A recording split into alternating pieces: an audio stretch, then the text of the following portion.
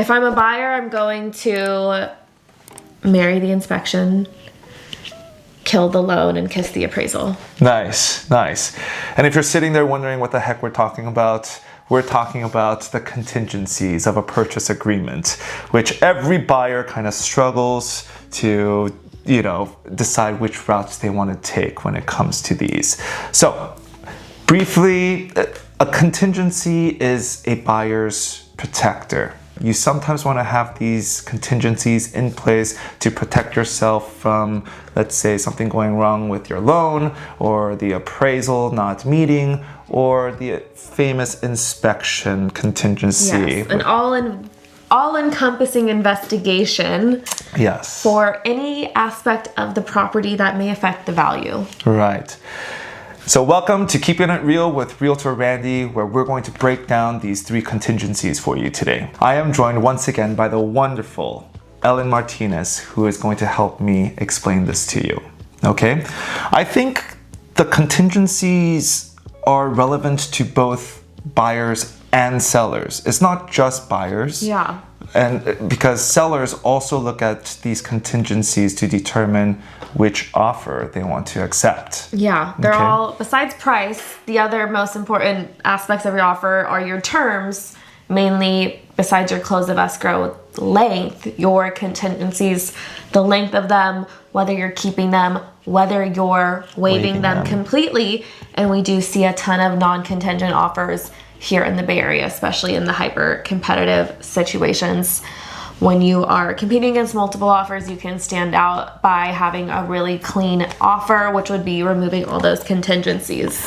Now, what's scary is that when a buyer looks at these purchase agreements, it clearly states that a broker does not recommend the buyer to remove their contingencies because it is their one way of backing out of the deal if something goes wrong. Yeah, your contingencies protect your earnest money deposit, which is that 3% deposit of your purchase price, typically 3%. Yes. Everything's negotiable. Everything's negotiable, but typically 3%. And if you can cancel within those contingency timelines, it protects the right for the seller to return your deposit to you so you can walk away from that contract.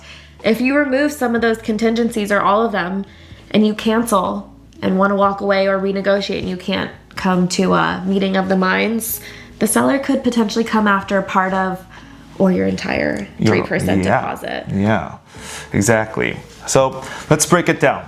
The first one, loan contingency.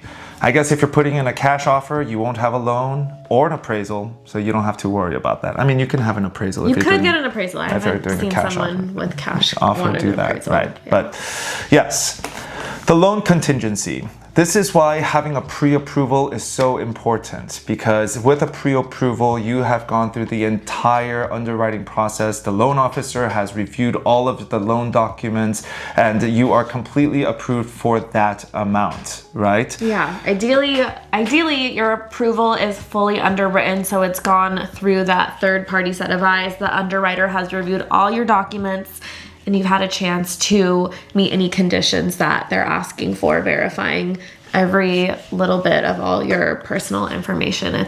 Can be a little bit of a tedious process. Yes, but even after going into contract, the loan process can still take a few days for them to, review the contract terms, to work with the escrow department, to get all of the closing documents together. And this is a conversation that you want to have with your loan officer to determine how many days they need to complete the whole purchase cycle, right? Yeah. Yes. How long your lender is going to take for the underwriter to give approval so you can get that clear to close.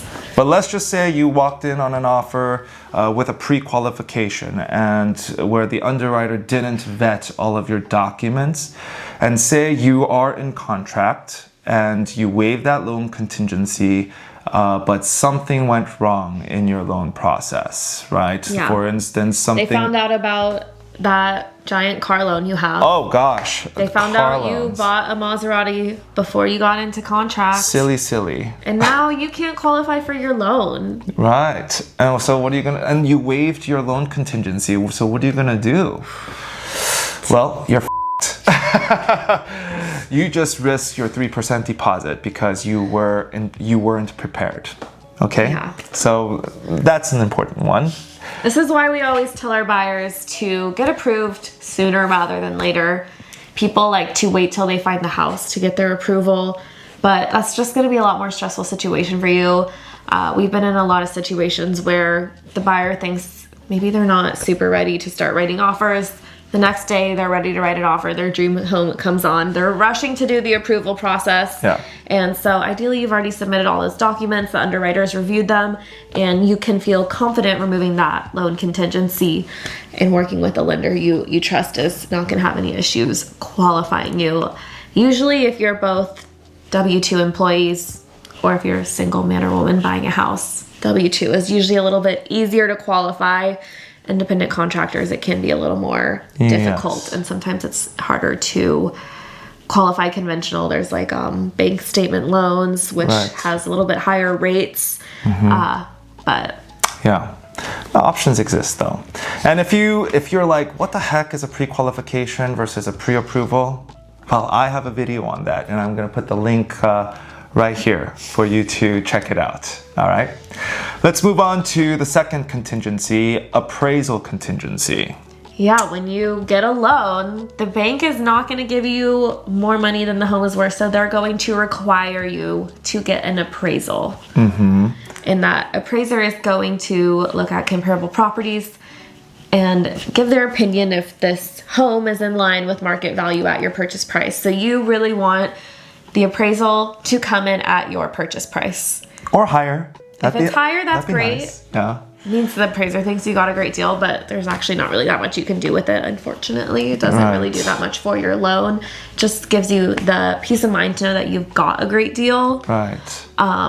But worst case scenario, if you're in contract at $1 million and that appraisal only comes in at $950,000, you need to figure out how you're going to make up that $50,000 difference for the amount the bank is not going to give you. Maybe you can get the seller to come down to that price. We see a lot of times buyer and seller will meet halfway. The seller will come down and the buyer will bring some extra funds. Sometimes if it's competitive, if you've waived that entire appraisal, you might be on the hook for that $50,000 gap. And so if you cannot come to a meeting of the minds and you want to walk away from the contract, that contingency is going to protect your right to walk away and you get that 3% deposit back. But, like we mentioned, the Bay Area is a very competitive market, and oftentimes we see a lot of non-contingent offers going in. So how can a buyer have peace of mind that their property will actually appraise? Looking at comps. Looking at comps. Your agent better be doing their job, right? Reviewing comps. Think about comps like an appraiser would. Typically, we're looking at about a half-a-mile radius, 6 months back, within a reasonable range, 2-bedroom, bathroom, square foot of your home, looking at the condition of the home, all these things, and feeling confident that your purchase price is in line with market value of the home. If you are way higher than all the comps, you might want to keep that appraisal in if you are worried, or be prepared to potentially make up the difference. Or maybe that's not the house for you, if that's the case. If the data doesn't point to it, maybe that's, I have heard of nightmare stories, and yes, I have heard of nightmare stories where the appraisal doesn't come in and they were in a competitive situation, waived all of their contingencies. Their 3% deposit was at risk. Basically, the buyers had to make up I believe it was an 80% difference for the loan to actually work. And that is a large sum of money to prepare for. But it is, again, these contingencies are your protections. If after reviewing your comparables with your agent and you don't feel confident about it, then have a contingency in place, right? You could also there's an option on the contract to make sure it appraises to at least this amount. So we'd call that like an appraisal buffer. So you're saying up to a certain amount, you'd be okay making up the difference potentially, but anything over that, you may want to revisit that conversation with the seller. Okay. Let's move on to the last contingency. Oh, the most complex of them all, the inspection contingency. Yes, your inspection is an all-encompassing investigation to any aspect of the property that may affect the value. This one, as a buyer, gives you the most reasons to walk away, or the most, room to negotiate. Okay, yeah. This is where we can get bids, inspections, go back to the seller and ask for a price reduction, repair, or credit. Right. But I will also say, as a seller, nobody really likes to see an inspection contingency in place because the rules around that is so obscure. Like, a buyer can walk away from the deal for whatever reason if they have an inspection contingency in place.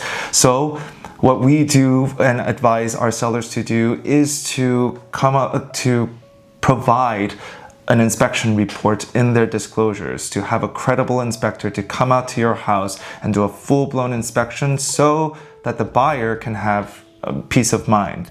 Now, as a buyer, if you look at that inspection report and say, hey, I need to look into, let's say, the foundation a little deeper, then of course you can have that contingency in place and get it inspected on your own.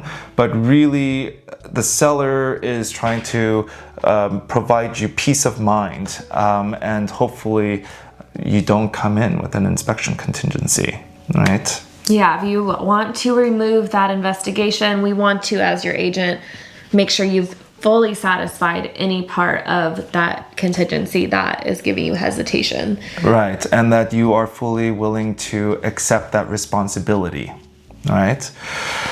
So that covers all three of the major contingencies in the purchase contract. If you have any specific questions about your specific deal or home, just make sure you leave it in your comments below and we will definitely address that. And if you like what you saw today, don't forget to like and subscribe and follow for more. Bye.